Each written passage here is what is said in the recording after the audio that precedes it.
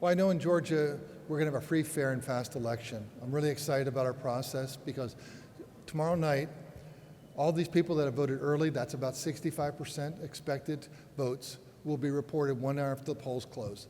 All the absentee ballots that have come in will have been ready for tabulation, and those will be reported. That's 70% that will be reported by 8 p.m. plus or minus, assuming polls all close at 7 in those counties. And that really will give you a great path of what you can expect for that day. Georgia, it'll pop right up.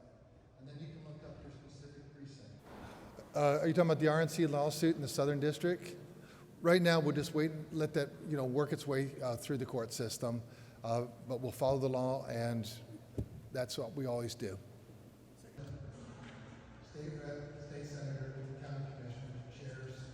What I will say is our policy has been, we like to know what the rules are up front. We'd like to have people have consistency. And Gwinnett County was receiving absentee ballots. They had people at their offices, but they had made that decision back in July. And Fulton's was relatively late. And I think that's not really helpful because then people have to respond to that. And so I think it caught some people unawares. So I do think that having, notice and making sure it's always timely, I think is always better, particularly when we live in a polarized society. It's lawful for the offices to be open, but as Secretary of State, can you address the accessibility? What we've shown, we have photo ID for all forms of voting. I've done 2 citizenship checks. I've done an audit about 2 years ago, and I did one this past summer, proving that only American citizens are on the voter rolls. We found 20 Americans in this last audit. They were kicked off the voter rolls, and we sent that information to local DAs for prosecution. We have the cleanest voter list in the entire country. We have photo ID for all forms of voting. At the end of the day, it's going to be fair and fast and accurate. If you're one of the 4 million voters, it's tough to say because we hopefully we have a really strong turnout.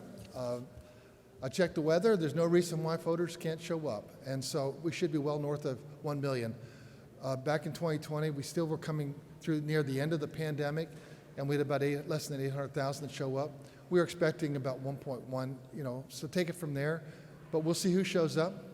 But we just hopefully encourage everyone, if you want your voice heard and you haven't voted yet and you are registered, come out to vote. This is your opportunity. Thank you very much.